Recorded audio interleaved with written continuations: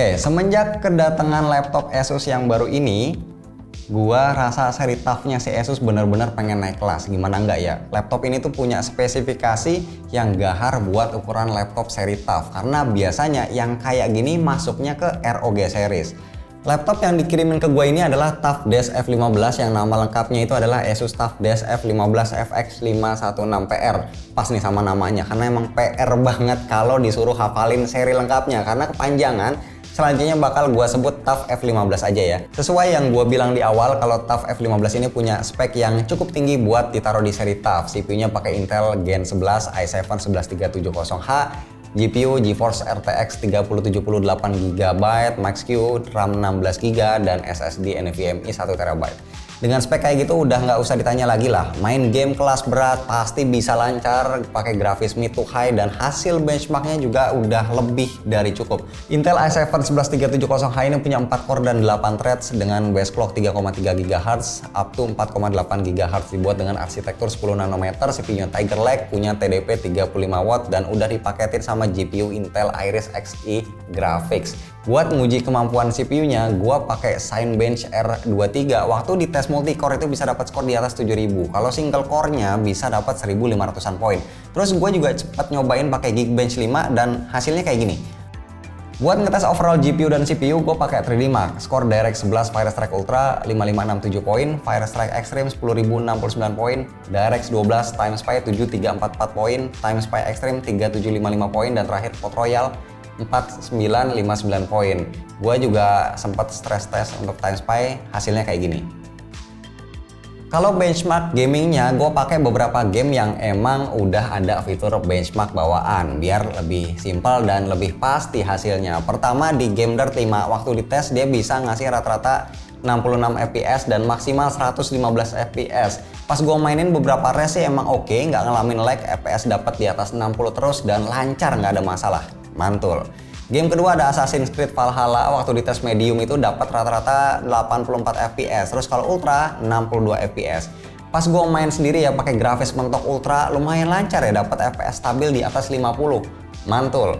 Game ketiga ada Watch Dogs Legion, dijalanin pakai setting rata kanan dan RTX on. Waktu di benchmark dapat rata-rata 54 fps karena RTX-nya udah support, efek-efek cahaya sama cipratan airnya ini cukup berasa.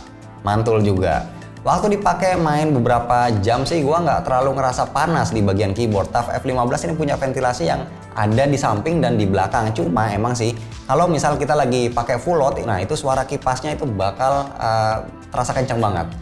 Kembali ke laptop, Asus TUF F15 menurut gue punya dimensi yang cukup ringkas buat sebuah laptop dengan layar 15,6 inci ya. Gue sendiri masih ada Zephyrus S15 yang kalau misalnya disejajarin sama TUF F15 itu dimensinya nggak beda jauh. Padahal kalian tahu sendiri lah kalau Zephyrus itu adalah laptop kencang yang dikenal paling tipis dari seri ROG.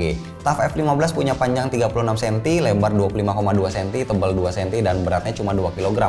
Di balik desain yang cukup ringkas, ternyata nih Asus masih ngasih input-output yang lengkap. Di sisi kiri ada jack audio, ada satu port Type-C Thunderbolt 4, satu USB Type-A 3.2, satu HDMI, satu RJ45, dan satu port charger. Terus kalau di sebelah kanan cuma ada dua USB Type-A 3.2. Selain input-output lengkap, buat koneksi via wireless juga udah support Wi-Fi 6 sama Bluetooth versi 5. Asal routernya yang penting udah siap ya, otomatis speed internetnya juga bakalan terasa kencang banget. Sebagian besar material dari bodi TUF F15 ini dibuat dari bahan plastik, tapi menurut gua build quality-nya ini udah lumayan oke. Di beberapa bagian gua lihat kalau Asus sedikit nambahin garis bolong-bolong sama efek garis kejut di sisi kiri dan juga di sisi kanan keyboard.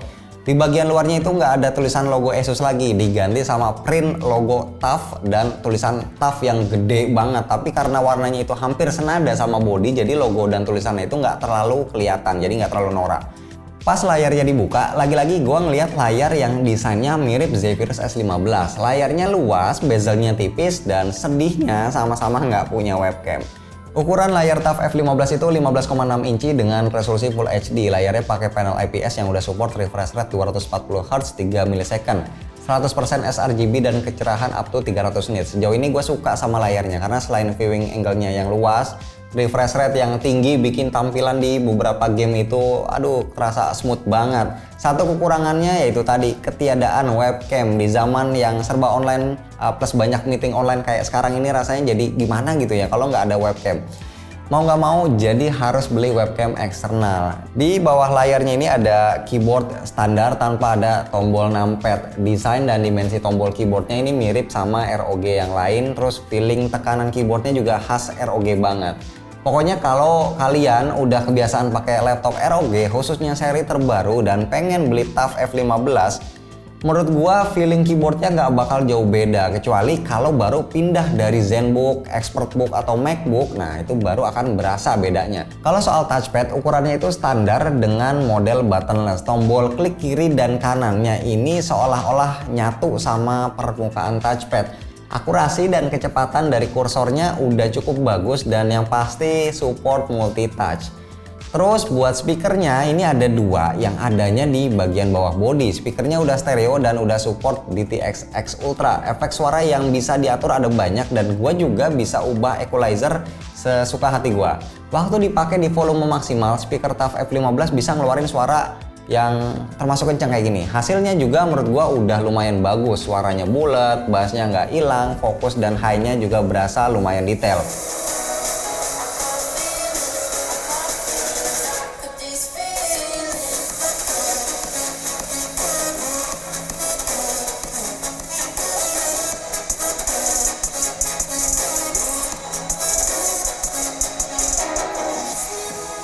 Waktu video ini dibuat, sayangnya gue belum tahu berapa harga resmi dari laptop ini. Satu hal yang pasti di paket pembeliannya, kita bakal dapat OS Windows 10 Home dan Microsoft Office 2019 Home and Student yang bisa langsung dipakai.